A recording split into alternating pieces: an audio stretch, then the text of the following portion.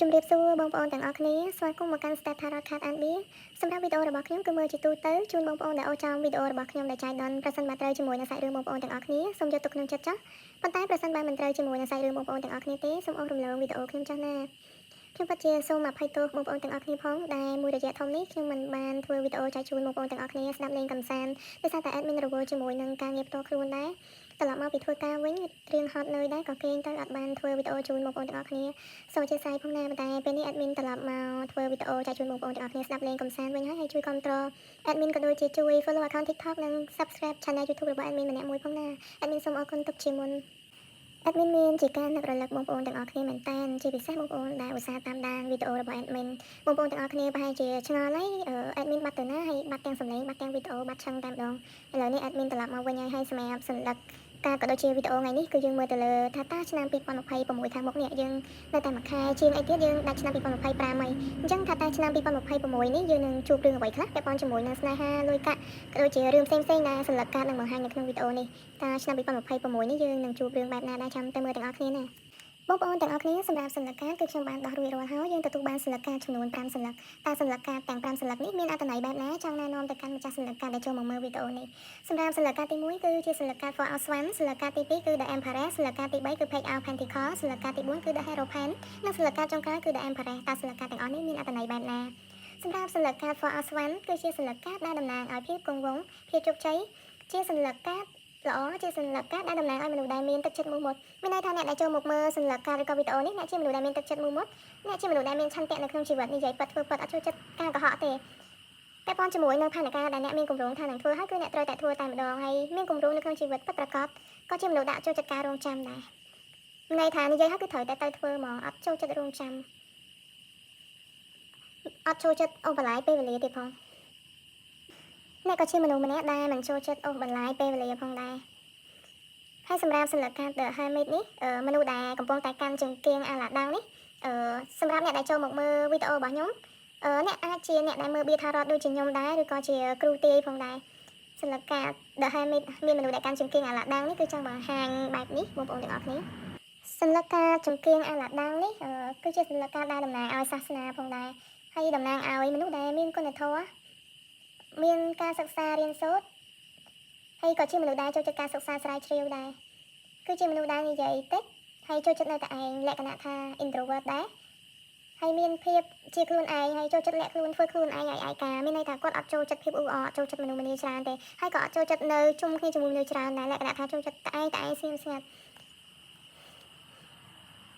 ់បងប្អូនទាំងអស់គ្នារឿងដែលគេចង់ប្រាប់អ្នកនៅឆ្នាំ2026ខាងមុខនេះសម្រាប់រឿងល្អគឺនៅឆ្នាំ2026បងប្អូនខ្លះមានគម្រោងនៅក្នុងការសហការរកស៊ីជាមួយនឹងអ្នកដទៃហើយអាចនឹងទទួលបានលទ្ធផលល្អ2026ហ្នឹងបើសិនជាអ្នកសហការរកស៊ីឬក៏ចាប់ផ្ដើមអាជីពមុខរបរអ្វីមួយហើយមានឱកាសបើករកស៊ីខ្នាតតូចដែរបងប្អូនខ្លះអាចនឹងមានគម្រោងបើកលក់ចាប់ហួយនៅក្នុងភូមិឬក៏នៅក្នុងខេត្តឬក៏នៅទីក្រុងអីចឹងទៅហើយបងប្អូនខ្លះអាចនឹងមានពិធីរៀបអាពាហ៍ពិពាហ៍ហើយទទួលបានសុភមង្គលយ៉ាងពេញលេញដែរអ្នកសន្លឹកបៀ For Our Swan អ្នកបងប្អូនទាំងអស់គ្នាសន្លឹកបៀតំណាងឲ្យមានកម្មវិធីរៀបអាពាហ៍ពិពាហ៍ដែរហើយនឹងទទួលបានសុភមង្គលផងដែរហើយពាក់ព័ន្ធជាមួយនឹងរឿងលុយកាក់ប្រាក់ចំណូលរបស់អ្នកក៏មានភាពគង់វង្សដែរសម្រាប់ឆ្នាំ2026តែក៏មិនច្រើនណាស់ណាដែរអាចនឹងល្មមហូបល្មមរស់នៅហើយការរកស៊ីរបស់អ្នកបើសិនជាអ្នកបើកអាជីវកម្មតូចមួយឬក៏មុខរបរខ្នាតតូចមួយអាចនឹងមានគេស្គាល់ច្រើនដែរហើយការលក់ដូរនៅផ្ទះអាចនឹងទទួលបានភាពរលូនហើយអាចមានភ្ញៀវជាទីពេញចិត្តដែរបើសិនបើបងប្អូនចង់បើកលក់ដូរនៅក្នុងស្រុកភូមិលក់ឲ្យបានចោលហួយអីទទួលបានគូក្រងអាចសាងគ្រួសារហើយរស់នៅជាមួយគ្នាដោយភាពគង់វង្សអាជីវកម្មយើងរលូនដែរណាបងប្អូនទាំងអស់គ្នាលើកការនេះក៏គេចង់បង្ហាញយើងដែរពាក់ព័ន្ធជាមួយនឹងរឿងស្នេហាបើសិនបើ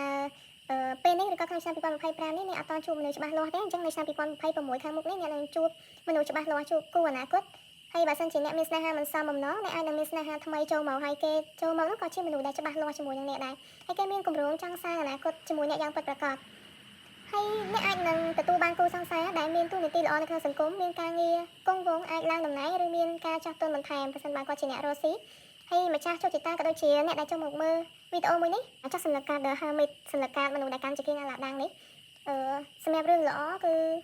អ្នកខ្លះអាចនឹងមានគម្រោងបន្តការសិក្សានៅឆ្នាំក្រោយ2026ហ្នឹងហើយបងប្អូនខ្លះក៏មានអ្នកតាមថែរក្សានៅក្នុងទីងងឹតដែរមានន័យថាខ្លះអាចមានគ្រូបាក់ជីអីតាមថែរក្សាអញ្ចឹងហើយម្ចាស់សន្លឹក ការដែល hermit នេះមិនត្រឹមតែជាសញ្ញាកាតដែលតំណាងឲ្យគ្រូទីក៏ដូចជាអ្នកដែលមើល Bia Tarot ដូចជាខ្ញុំទេបើសិនជាអ្នកមិនមែនជាអ្នកមើល Bia Tarot ឬក៏គ្រូទីទេអ្នកគឺជាមនុស្សដែលមានញាណទី6អាចដឹងរឿងមុនហើយបើសិនបើការងារវិញគឺអាចសម្រេចបានក្នុងរយៈពេលយូរដែរទាមទារឲ្យព្យាយាមទើបអាចសម្រេចការងារបានហើយត្រូវតែមានភាពអត់ធ្មត់ឲ្យបានច្រើនដែរទើបអាចសម្រេចប៉ុន្តែពាក់ព័ន្ធជាមួយនឹងការងារក៏ដូចជាគម្រោងរបស់អ្នកគឺអាចសម្រេចទទួលបានជោគជ័យប៉ុន្តែទាមទារឲ្យប្រើពេលយូរបន្តិចហើយយើងចេះអត់ធ្មត់ផងដែរណាហើយពាក់ព័ន្ធជាមួយនឹងរឿងលុយកាក់សញ្ញាការដែល hermit នេះក៏ចង់ប្រាប់យើងបែបណាដែរពាក់ព័ន្ធជាមួយនឹងរឿងលុយកាក់ចំណូលគឺទទួលបានចំណូលសមរម្យល្មមហូបចុកអាចបានលៀបពីមនុស្សចាស់សម្រាប់បងប្អូនខ្លះគឺសម្រាប់ឆ្នាំក្រោយនេះអាចនឹងទទួលបានលៀបពីមនុស្សចាស់ហើយបើមានការធ្វើបុណ្យជាមួយមនុស្សចាស់អ្នកនឹងទទួលបានលៀបសំណាងបានច្រើនផងដែរសញ្ញាការគឺចង់បង្ហាញពាក់ព័ន្ធជាមួយនឹងការធ្វើបុណ្យសម្រាប់សញ្ញាការ Page of Pentacles សញ្ញាការនេះគឺជាសញ្ញាការដែលតំណាងឲ្យកំឡោះក្រមុំអ្នកដែលចូលមកមើលសញ្ញាការនេះឬក៏វីដេអូនេះអ្នកអាចមានអាយុចាប់ពី25ឆ្នាំឡើងមិនថាអ្នកជាមនុស្សប្រុសឬក៏មនុស្សស្រីដែលចូលមើលវីដេអូនេះទេហើយអាចនឹងកើតមកមានជីវិតសុខសប្បាយចេះស្គាល់តម្លៃលុយកាក់ពូកែរកលុយហើយក៏ពូកែទុកដាក់លុយដែរពាក់ព័ន្ធជាមួយនឹងរូបមនុស្សដែលកាន់រូបកាក់នេះគឺតំណាងឲ្យលុយកាក់ហើយអ្នកជាមនុស្សដែល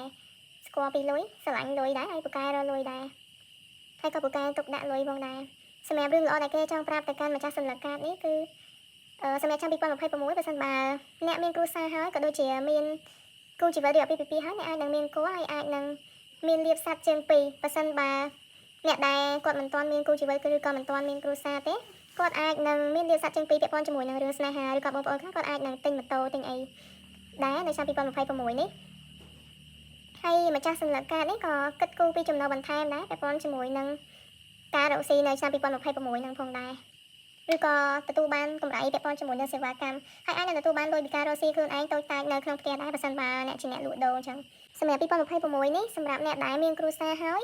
សម្រាប់លុយកាក់គឺចូលបន្តិចបន្តួចដែរតែអត់ដាច់ទេគឺចូលជាហោហែបងប្អូនទាំងអស់គ្នាហើយអ្នកអាចនឹងអស់លុយកាក់ដោយការឲ្យកូនរៀនបន្ថែមសម្រាប់ឆ្នាំក្រោយនេះហើយអស់លុយជាមួយនឹងការដើរលេងដែរឆ្នាំក្រោយបងប្អូន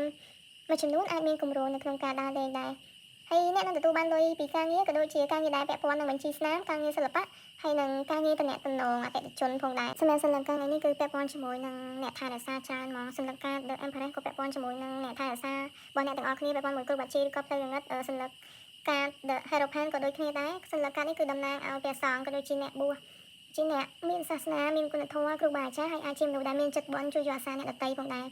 ចំពោះរឿងល្អសញ្ញាការនេះគឺចង់បង្ហាញពាក់ព័ន្ធជាមួយនឹងការរៀនបន្តថ្នាក់ខ្ពស់សម្រាប់បងប្អូនខ្លះនៅឆ្នាំក្រោយ2026គាត់អាចមានគម្រោងរៀនបន្តថ្នាក់បញ្ញាបត្រក៏ដូចជ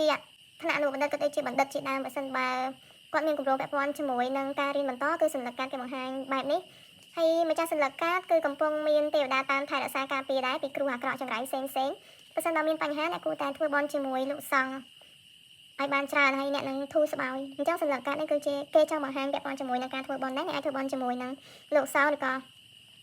រាប់បាតដាក់បាតអីចឹងទៅបងប្អូនទាំងអស់គ្នាហើយពាក់ព័ន្ធជាមួយនឹងរឿងលុយកាក់មួយរយៈនេះអ្នករកលុយកាក់បានតិចក៏ដូចជាយឺតមែនតើហើយចង់ធ្វើអ្វីមួយយ៉ាងអត់សូវបានតាមបំណងទេប៉ុន្តែសម្រាប់នឹងឆ្នាំក្រោយអ្នកអាចមានលៀបសំណាងហើយគេចង់ដាស់តឿនឲ្យអ្នកឧស្សាហ៍ធ្វើបន់ដាក់ទៀនផងដែរពាក់ព័ន្ធជាមួយនឹងសញ្ញាការ The Hierophant នេះនៅឆ្នាំ2026អ្នកនឹងជួបរឿងល្អៗច្រើនសម្រាប់សញ្ញាការចុងក្រោយដែល Empress នេះគេចង់ណែនាំអ្វីទៅកាន់អ្នកដែលចូលមកមើលវីដេអូនេះសញ្ញាការនេះគឺតំណាងឲ្យភាពជាអ្នកដឹកនាំជាអ្នកដែលមានអំណាចបាននិយាយពីចរិតវិញរៀងផ្ដាច់ការចរិតមេចរិតបែបមេហើយអាងអំណាចចូលចិត្តគេសង្កត់ឬអាចតំណាងឲ្យជនបរទេសដែរសញ្ញាការនេះបងប្អូនខ្លះក៏អាចធ្វើការជាមួយនឹងជនបរទេសដែរអញ្ចឹងពាក់ព័ន្ធជាមួយនឹងរឿងល្អគេចង់ប្រាប់យើងថាអ្នកអាចនឹងមានជីវិតល្អជាងមុនហើយទទួលបា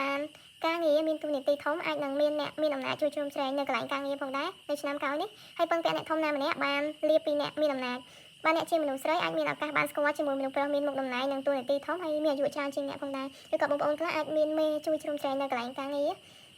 ហើយពាក់ព័ន្ធជាមួយនឹងរឿងលុយកាក់សម្រាប់ឆ្នាំក្រោយគឺរឿងលុយកាក់គឺល្អហើយអាចមានការឧបត្ថម្ភពីអ្នកដែលមានលុយមានមុខតំណែងខ្ពស់នៅក្នុងសង្គមការងារហើយមានការរកស៊ីមានមនុស្សអាយុចាស់ជួយជ្រោមជ្រែងឬក៏ទំនុកបំរុងហើយអាចទទួលបានលៀបពីអ្នកដែលមានឋានៈខ្ពស់ជាងអ្នកនៅកន្លែងធ្វើការឬក៏នៅក្នុងជួររាជការបើសិនបើអ្នកធ្វើការជាមន្ត្រីរាជការគឺមានអ្នកធំមេកោយតាមជួយជ្រោមជ្រែងទំនុកបំរុងអ្នកហើយពាក់ព័ន្ធជាមួយនឹងរឿងស្នេហាយ៉ាងម៉េចដែរនៅឆ្នាំ2026នេះសញ្ញាការគេចង់បង្ហាញយ៉ាងបែបណាដែរពាក់ព័ន្ធជាមួយនឹងរឿងស្នេហាបើសិនបើអ្នកជាមនុស្សស្រីអ្នកនឹងបានប្តីឬក៏ជួបគូអនាគតដែលមានអាយុចាស់ជាងខ្លួនប៉ុន្តែគឺគាត់មានឋានៈមានទូនាទីល្អហើយមកទាំងព្រមមានទាំងលុយកាក់ផងដែរនិងទ្រព្យសម្បត្តិប៉ុន្តែសម្រាប់បរិសុទ្ធវិញក្នុងរឿងស្នេហាអាចនឹងជួបនារីស្រស់ស្អាតក្មេងជាងខ្លួន អញ្ចឹងសម្រាប់សន្និកានេះគឺគេចង់បង្ហាញបែបនេះពាក់ព័ន្ធជាមួយនឹងរឿងស្នេហាក៏ដូចជារឿងការងារអញ្ចឹងទោះបីជាពេលនេះពាក់ព័ន្ធជាមួយនឹងរឿងលុយកាក់បងប្អូនពិបាកនៅក្នុងការរកលុយក៏ដូចជារកលុយបានតិចបានតែមួយរស់បានតែម្ហូបអីអាច2026រៀងធូរជាង2025បងប្អូនអាចមានលក្ខណៈពាក់ព័ន្ធជាមួយនឹងរឿងការងារក៏ដូចជារឿងលុយកាក់អាចរកបានគួរសមជាង2025នេះហើយពាក់ព័ន្ធជាមួយនឹងរឿងស្នេហាក៏ដូចគ្នាដែរបើសិនជាបងប្អូនមិនទាន់មានស្នេហាឬក៏គូអនាគតគូក្រងទេ2026ហ្នឹងអ្នកនឹងជួបឲ្យបងប្អូនខ្លះក៏បានរៀបការផងដែរហើយសម្រាប់អ្នកខ្លះក៏បានឡើងតំណែងពាក់ព័ន្ធជាមួយនឹងរឿងការងារមានតួនាទីល្អមានចំណូលខ្ពស់ផងដែរអញ្ចឹងសម្រាប់វីដេអូនេះគឺខ្ញុំមានតែប៉ុណ្្នេះទេអរគុណបងប្អូនទាំងអស់គ្នាដែលតាមដានវីដេអូរបស់ខ្ញុំហើយបើសិនជាមានកំហុសឆ្គងអីខ្ញុំសូមអធិស្ឋានបងប្អូនទាំងអស់គ្នាផងណាអញ្ចឹងជម្រាបលាបាយបាយ